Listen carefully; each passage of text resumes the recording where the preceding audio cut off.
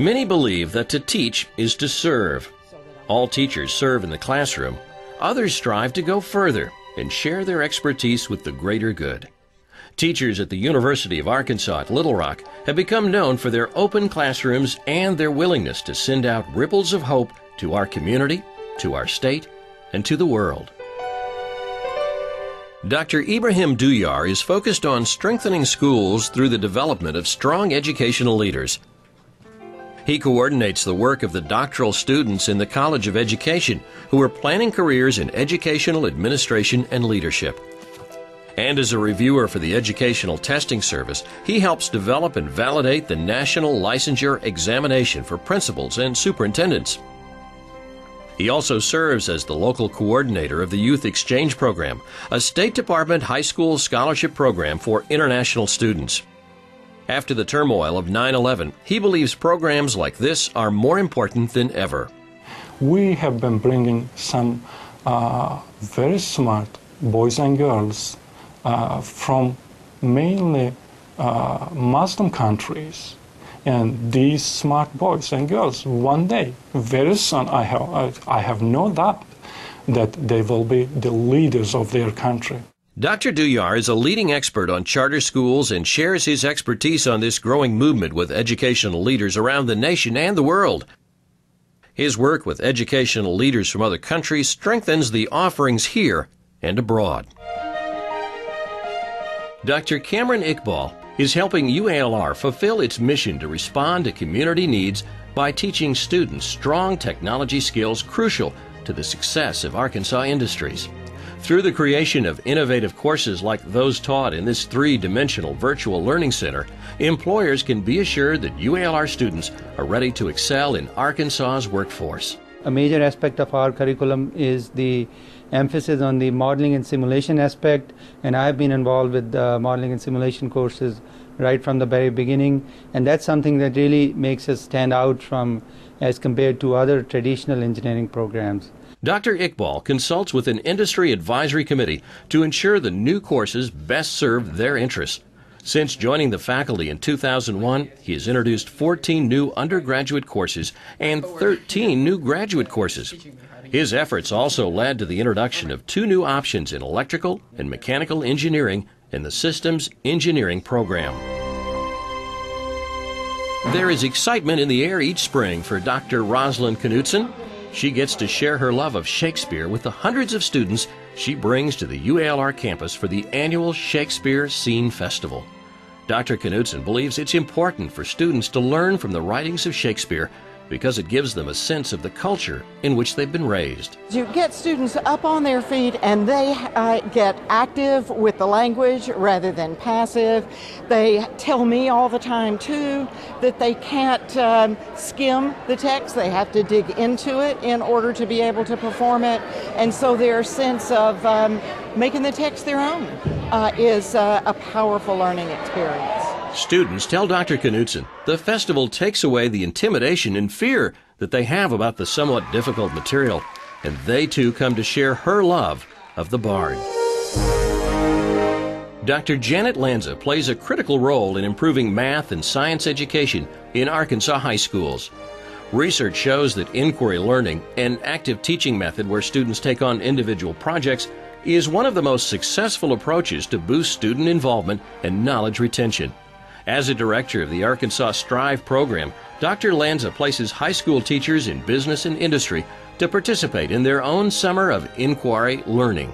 They spend 8 weeks at a professional setting where they're doing whatever the other people in the group are doing. So they really learn some content. They learn a lot of reading. Sometimes they improve their computer skills. They also get to meet other teachers, either in their subject area or their geographic area, so that they make some other contacts. And also, they learn what people are saying, what inquiry or problem-solving teaching means. Strive teachers give the program rave reviews. They say hands-on learning helps young students discover the large range of career opportunities in science and math. Dr. Laura Smith-Olind is helping ensure that individuals with hearing problems have access to top-notch medical care by elevating the quality of the UALR UAMS audiology program. She joined the staff in 2001 and was chosen to spearhead the effort to move the master's level program to the clinical doctoral level to maintain national standards. Dr. Smith-Olind's motivation for the project was immense. 40% of the population aged 65 and older have significant hearing loss, and 1 in 3 infants per 1,000 need treatment for significant hearing loss. To see the look on a child's face who has never heard anything when mom says their name for the first time and they turn and look at mom. There's never a dry eye in the room, ever. And giving children access to sound provides them with a way to learn spoken language, and that is, for me, what it's all about. Dr. Smith-Olind was also instrumental in developing the new doctoral program in Communication, Sciences, and Disorders. Through these new programs, UALR and UAMS are positioned to address the silent problems of hearing loss and improve communication for families. Through his unique expertise in the intersection of law and medicine, law professor Robert Steinbuch is serving the public on a grand scale by effecting positive change at the national level. His testimony before the United States Senate and the House of Representatives on important issues of public safety regarding advertising practices in the healthcare industry has the potential of impacting patient care. From childhood, service has been a way of life. I've dedicated my life to public service. It is the thing that is the most important driving force in my life. I'm a first-generation American, and my sisters and I are all teachers, and my father was a teacher. And my father instilled in all of us this commitment to serving the public. Professor Steinbuch has the distinction of serving as the only non-medical or science expert on the Board of Trustees of the Society of Chest Pain Centers, and helped this international organization write the standards of care for heart attack patients. On the local level, he has shared his expertise with the University of Arkansas School for Medical Sciences to help improve emergency room care. As director of the UALR Institute of Government, Dr. Ashvin Vibaker is deeply committed to the economic development of Central Arkansas. He works tirelessly to improve the region so future generations will be motivated to remain in the natural state. Little Rock is probably one of the nicest cities in terms of offering all aspects of the quality of life you would look for in a reasonable sized city without the problems of a major city.